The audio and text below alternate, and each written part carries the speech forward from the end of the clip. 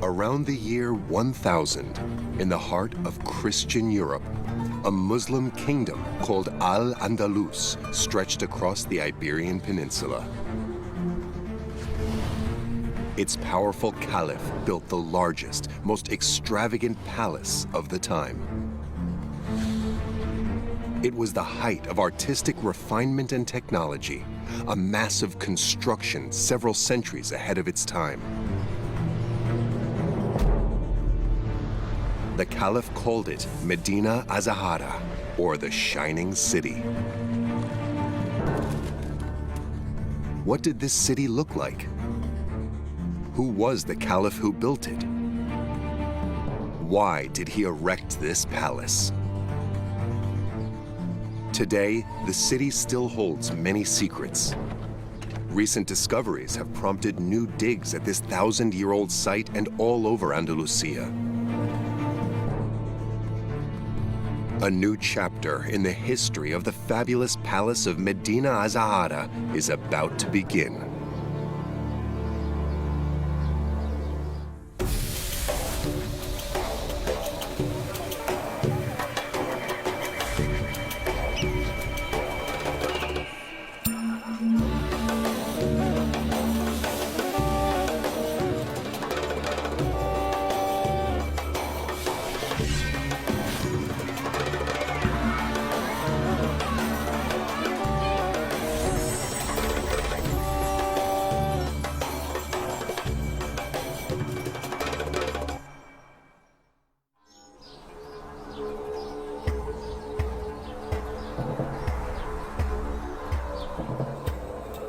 The Sierra Morena in southern Spain. At first glance, this chain of mountains spanning the heart of Andalusia appears to be one of the wildest, least populated parts of the country. Yet more than 1,000 years ago, it was here that a powerful caliph chose to build a majestic city, a symbol of his powerful reign. The remains of the palaces, courtyards, and mosques of this immense city hint at an incredible luxury rarely found in the West or the East. After more than a century of digging, archaeologists have excavated barely 10% of the site, revealing only a tiny portion of the story of Medina Azahara. Today, researchers and restoration experts are hard at work, uncovering its secrets and restoring it to its former glory.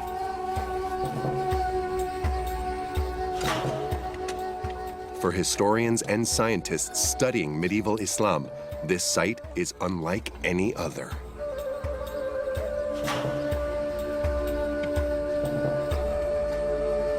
The caliphs of the early Islamic period, they built huge, big palace cities for themselves as the center of their power. And of course, we should go to then Baghdad to find this out. But in Baghdad at the moment, we cannot excavate. And in Cairo is also not easy to excavate the palace of the caliph from the early period. So here in Spain, we are in a place where we are able to excavate such a big city of a caliph. And it is actually the only place at the moment where we are able to do so. Today, archaeologists estimate that the city covered 112 hectares on multiple levels. This year's archaeological digs, led by Antonio Vallejo and Felix Arnold, are crucial because they are looking at areas that have never been studied before.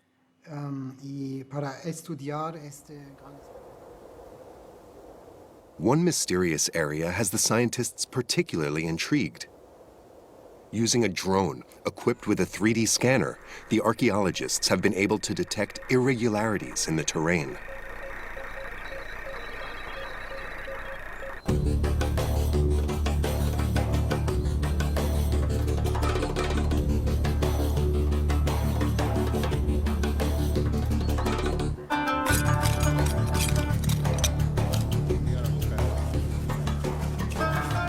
There have been excavations in Medina al-Zahra now for more than 100 years. And most of these excavations have been concentrating inside the palace. And it seemed to me very interesting to study the place outside of the palace to understand how the caliph was relating to the people.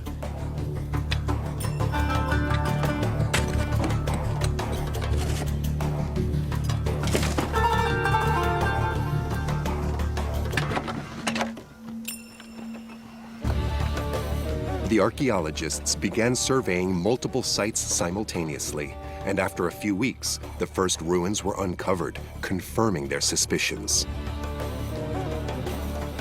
There was indeed a massive building buried beneath their feet.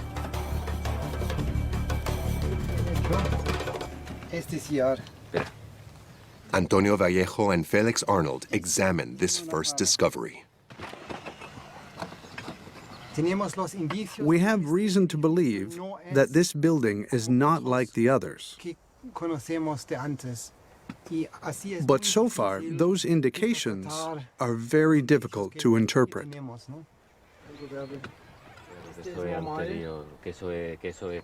What is this mysterious building? What purpose might it have served in this caliphate city?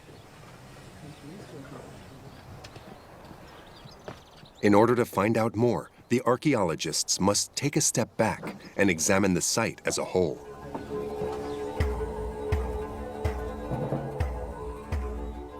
The mere presence of this city is an enigma in itself.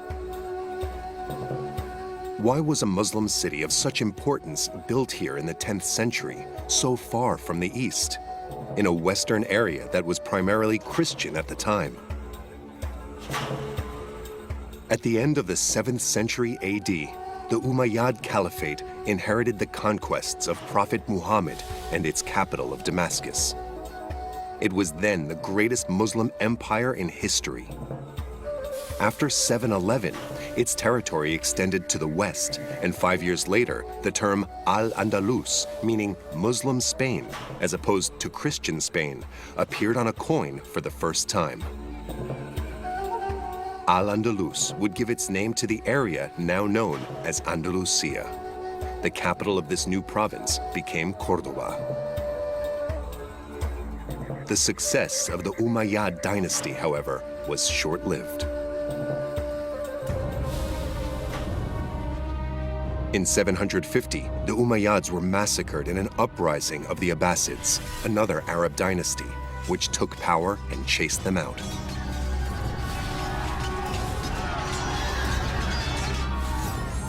A single Umayyad heir escaped the attack. His name was Abd al-Rahman I. In the 8th century, Abd al-Rahman was being chased by the Abbasids. He left Damascus and fled to Al-Andalus. That's where he founded the Western Umayyad dynasty. Almost 150 years later, his distant successor acceded to the throne. The young, ambitious Abd al-Rahman III was just 21 years old when he became the new emir of Cordoba. He wanted to avenge his dynasty, whose throne had been usurped by the Abbasids. Abd al-Rahman III had big plans for Al-Andalus.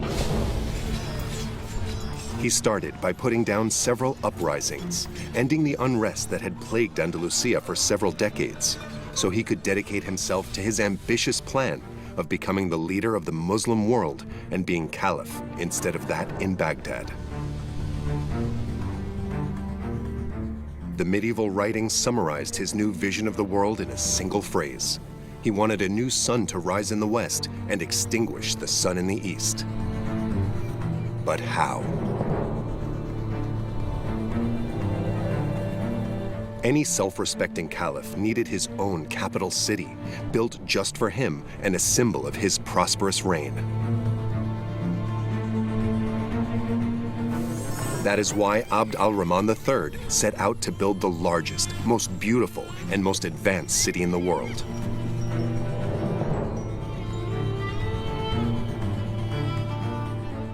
A jewel that would outshine all other cities. What Abd al-Rahman III built 8 kilometers from Cordoba was not a palace, strictly speaking, but rather a city, a massive city, the largest city in the Mediterranean at that time.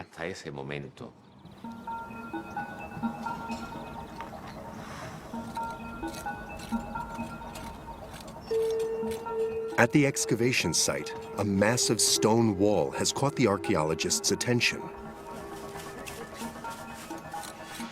Upon examination, Felix Arnold recognizes the building methods of the time. What I find very interesting is that 6,000 stones were brought here every day for building purposes. The quantity of stones that were transported is very impressive. In total, they brought some 11 million stones to this site, the same as the Great Pyramid of Giza, and not just in terms of quantity. The same volume of stones was brought here in just 30 years, the same timeline as for the Great Pyramid, but here it was to build an entire city.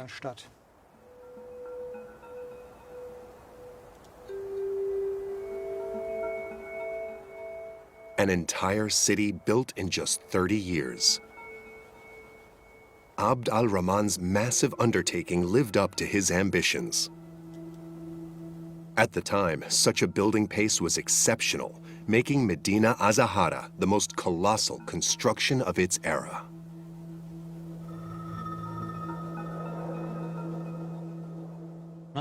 At the time, there was nothing like it in Spain or on the Iberian Peninsula. It was a physical representation of power and the state of that era.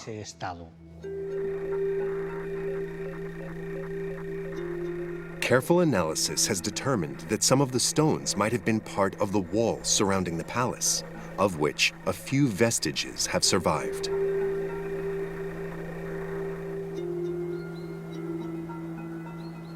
To further investigate, Felix must use cutting-edge digital technology in addition to the usual fieldwork. Today, he has requested the assistance of Alberto Luque.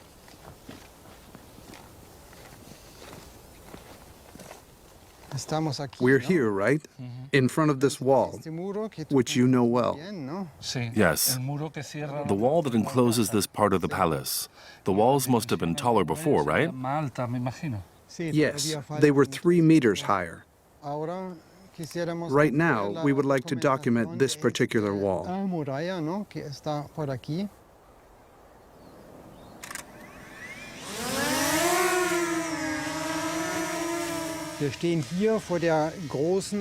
We are now in front of the main outer wall of the palace.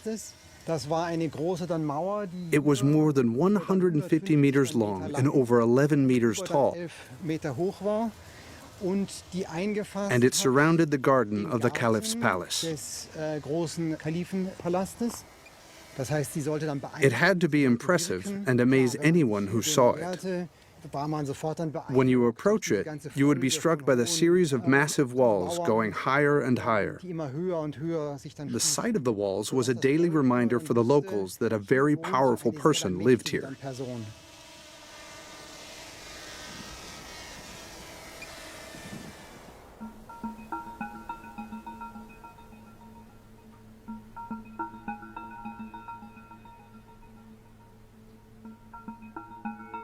Alberto Luque is an expert in photogrammetry and one of the greatest authorities on the architecture of Medina Azahara. 15 years ago, we began working on reconstructing in a virtual and 3-dimensional model the parts of the city that had been excavated and studied thus far. The first step was to reconstruct the wall that surrounded the city, of which very little remains. This gigantic fortification wall formed a rectangle 1,500 meters long and 700 meters wide. It represented the border of the city and protected it from enemy attacks.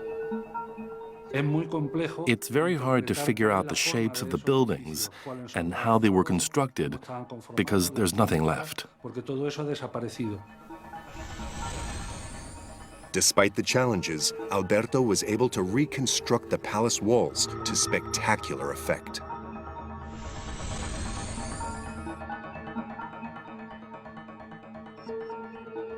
The Caliph's palace took up a quarter of the surface area of the city, roughly 28 hectares.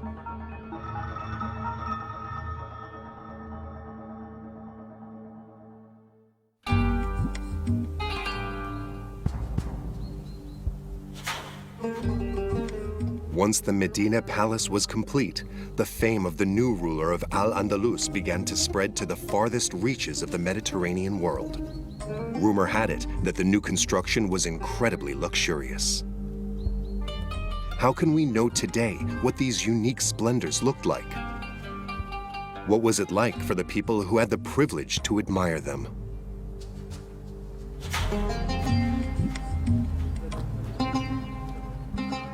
Kept at the National Library of France, a manuscript tells of the arrival at the palace of Father John of Gurs, a Christian ambassador from the far-off kingdom of Germany. The day of the meeting, they were greeted with much pomp. Along the way from their lodgings to the city and the royal palace, the roads were lined with rows of very different kinds of men. Here, the foot soldiers, standing tall with lances at their feet. Then others, brandishing javelins and spears. Next, lightly armed men mounted on mules. Finally, knights using their spurs to make their horses rear up. High dignitaries advanced to meet them. The path to the front entrance was covered in carpets and precious fabrics.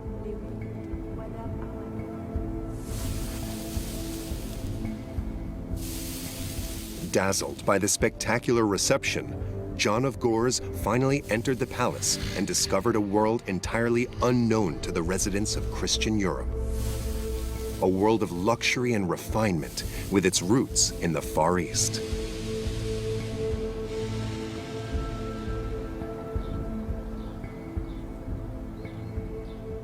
Some of the most striking elements had stood the test of time. The most spectacular among them were the capitals, which sat atop columns and decorated many rooms in the Caliph's palace. They hold a unique place in the history of Islamic art and are one of the trademarks of Medina Azahara. Today still, they are a testament to this golden age. The capitals of Medina Azahara are intrinsically linked to the creation of the city. And even though they were inspired by the classical capitals of the Roman era, they were also different, not only in terms of style, but also because they relied on a new technique. This technique, called tray panning, consists in creating a series of perforations to create a chiaro scuro effect that's highly impressive. In addition, that new technique, they also differed in the style and subject matter of the decorations. These capitals started to be defined as what we call wasp nests. That was the characteristic style of the Caliphate capitals of Al-Andalus.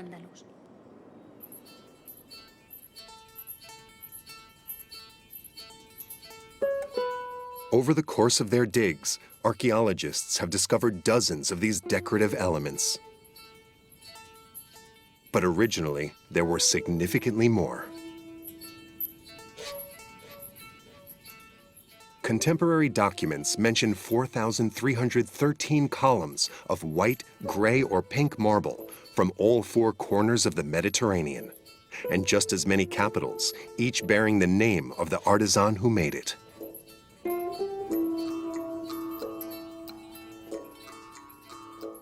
Other highly sought-after materials came from far-off lands, such as jade, ebony, and rubies.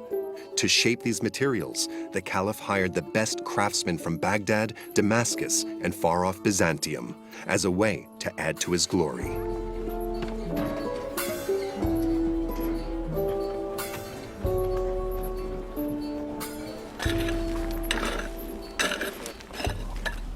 Back at the excavation site of the Mystery Building, the archaeologists are finding new hints of its sumptuous decor.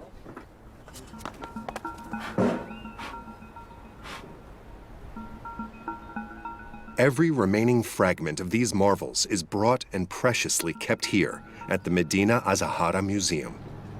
In the laboratory tasked with restoring the artworks, the researchers are focused on an exceptional piece of art.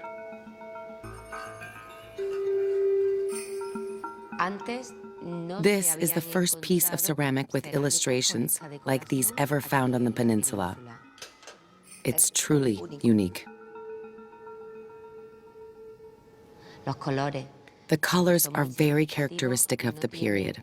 There was nothing like it anywhere else at the time, not even in the Abbasid or Fatimid caliphats. It's really specific to the Iberian Peninsula and the Umayyads.